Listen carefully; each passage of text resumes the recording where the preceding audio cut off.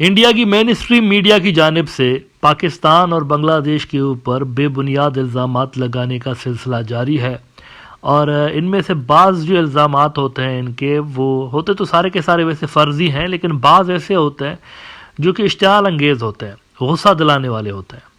ऐसा ही एक इल्ज़ाम इंडिया की चोटी के न्यूज़ आउटलेट जी न्यूज़ ने आज लगाया है। उन्होंने एक बहुत बड़ा क्लेम किया है कि पाकिस्तान और बांग्लादेश मिलके एक टेरर नेटवर्क बना रहे हैं, साउथ एशिया के अंदर टेरर नेटवर्क बना रहे हैं जिसका नाम है ऑपरेशन ऑक्टोपस।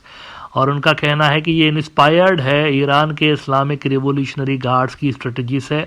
जैसे उनकी स्ट्रेटजी है कि उन्होंने हिजबुल्लाह बनाई है, फिर यमन में हौती बनाए हैं, इसी तरह से दीगर ग्रुप्स बना है मिडल ईस्ट के अंदर, तो ये ऑक्टोपस का काम करते हैं। इस ऑक्टोपस का जो हेड है वो ईरान खुद है।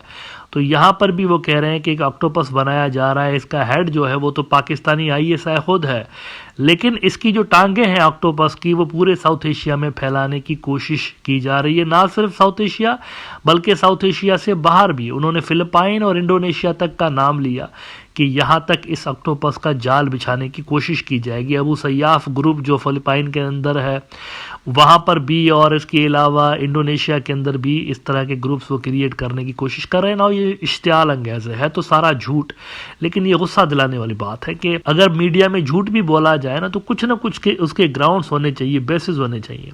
एकदम से जब हवा में कोई आप इमारत क्रिएट करके कहें कि ये जो हम बोल रहे हैं ये सच है, तो वो इंतहाई गैर मुनासिब किस्म की बात होती है। अच्छा, इस हद तक उन्होंने क्लेम ठोक दिया है कि ये जो ऑपरेशन ऑक्टोपस दोनों मुल्क कैरी ऑन कर रहे हैं इस पे 100 करोड़ टका बांग्लादेश की जो मोहम्मद यूनिस की सरकार है वो लगा रही है।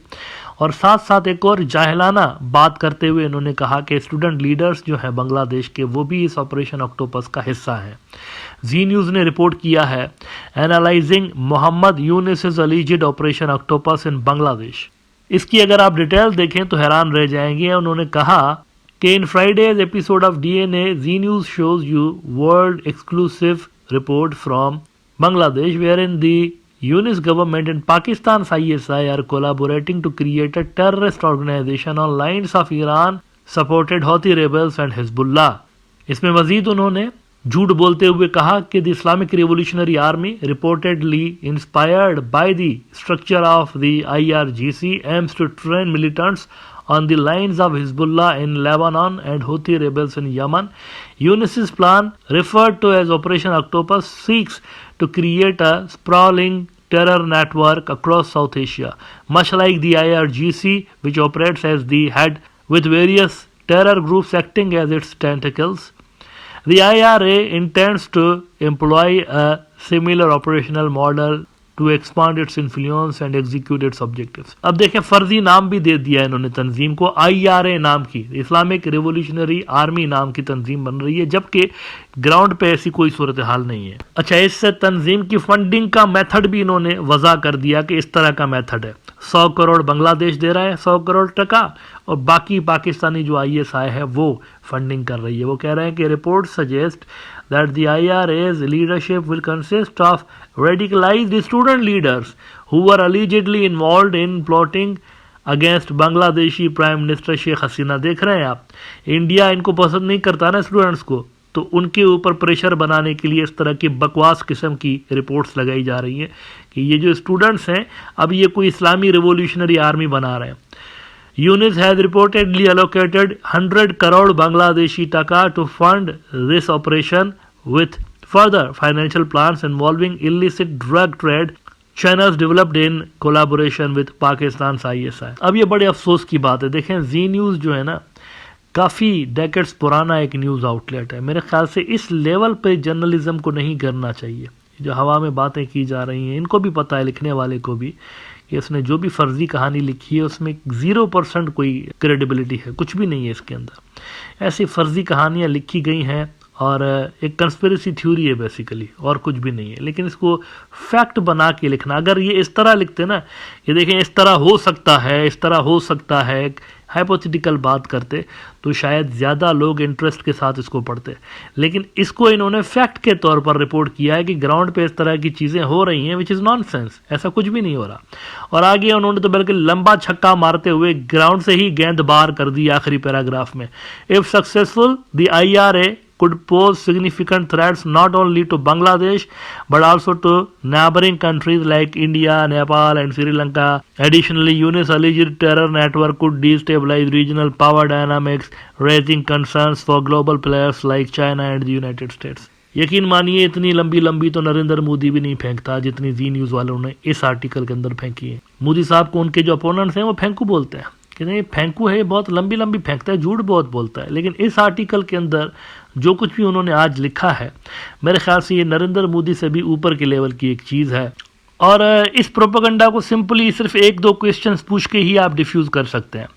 इन्होंने जितने सारे नाम लिए कि जी वो इंडोनेशिया तक जाएंगे तो श्रीलंका में जाएंगे तो फिलिपाइन में जाएंगे, मेरा ये सवाल है कि 100 करोड़ टका भरने के बाद, इस तरह की तंजीमें भरने के बाद आखिर बांग्लादेश को हासिल क्या होगा? इस तरह की चीज़ें करने से क्या हासिल होगा? उनके टाइज ख़राब होंगे इन मुल्कों के साथ, उनके ट्रेड पे असर पड़ेगा, जाहिर सी बात है, आलमी सतह पर उनके लिए प्रॉब्लम्स होंगे, ये सारी चीज़ें अगर वो करते हैं तो। लेकिन बदले में उनको क्या मिलेगा? नथिंग। इसका कोई फ़ायदा है इस तरह की चीज़ों का? कोई फ़ायदा नहीं है। ईरान अगर कर रहा है तो ईरान की सूरत हाल डिफरेंट है। ईरान को इजराइल से बहुत बड़ा ख़तरा है और इजराइल के पास अनलिमिटेड अनकंडीशनल वेस्टर्न सपोर्ट हासिल है।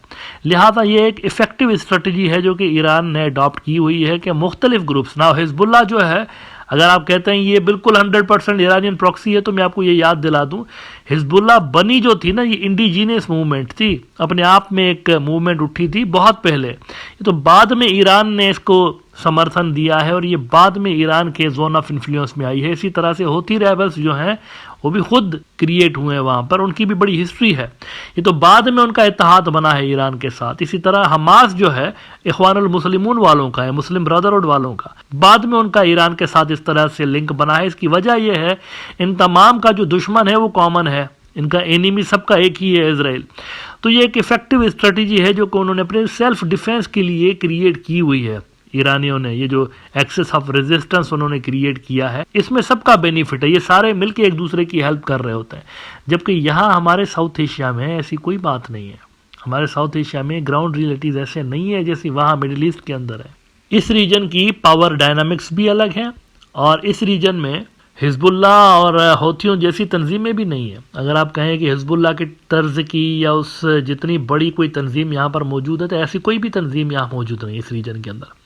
यहाँ पर रेगुलर आर्मीज, बर्मा के अलावा, बर्मा एक एक्सेप्शन है, इसके अलावा बाकी जो मुल्क हैं वहाँ रेगुलर जो आर्मीज हैं वही सबसे बड़े फाइटिंग फोर्स होते हैं। रेगुलर जो आर्मीज होते हैं, जैसे इंडिया के अंदर जो सबसे बड़ी फाइटिंग फोर्स है वो इंडियन मिलिट्री है। पाकिस्तान में पाकिस्तान मिलिट्री जितनी बड़ी कोई फोर्स नहीं है, वहाँ पर कोई भी ग्रुप ऐसा नहीं है जो कि इनके मुकाबले का हो। इसी तरह बांग्लादेश के अंदर चिल्लड़ किस्म की तंजीमें आपको नज़र आ सकती हैं, कुकी फाइटर्स की और चकमा वालों की और बाकियों की, लेकिन इतनी बड़ी फोर्स कोई नहीं है वहाँ पर जितनी बांग्लादेश की मिलिट्री है। श्रीलंका के अंदर भी यही सूरत हाल है। तो यहाँ पर डिफरेंट हिसाब किताब है, मिडिल ईस्ट का हिसाब किताब डिफरेंट है। वहाँ पर जो तंजीमें हैं, जैसे हिजबुल्लाह है, हिजबुल्लाह अपने आप में एक आर्मी है और इसको बहुत सारे मुल्क नॉन स्टेट आर्मी कंसीडर कर रहे होते हैं। इसी तरह हौथीज हैं, तो वो रीजन अलग है बिल्कुल, उसका जो पावर डायनामिक से अलग है, उसकी ग्राउंड रियलिटीज अलग है। जबकि हमारा रीजन अलग है, हमारा रीजन ज़्यादा कंपोज्ड है, हमारा रीजन ज़्यादा थोड़ा सा ऑर्गेनाइज्ड है। यहाँ प्रॉपर एक मुल्क बने हुए हैं, उनके अंदर आर्मीज़ हैं। वहाँ पर ऐसा नहीं है, वहाँ सीरिया में ऐसा नहीं है, वहाँ इराक में ऐसा नहीं है, वहाँ लेबनान में ऐसा नहीं, यमन में ऐसा नहीं है।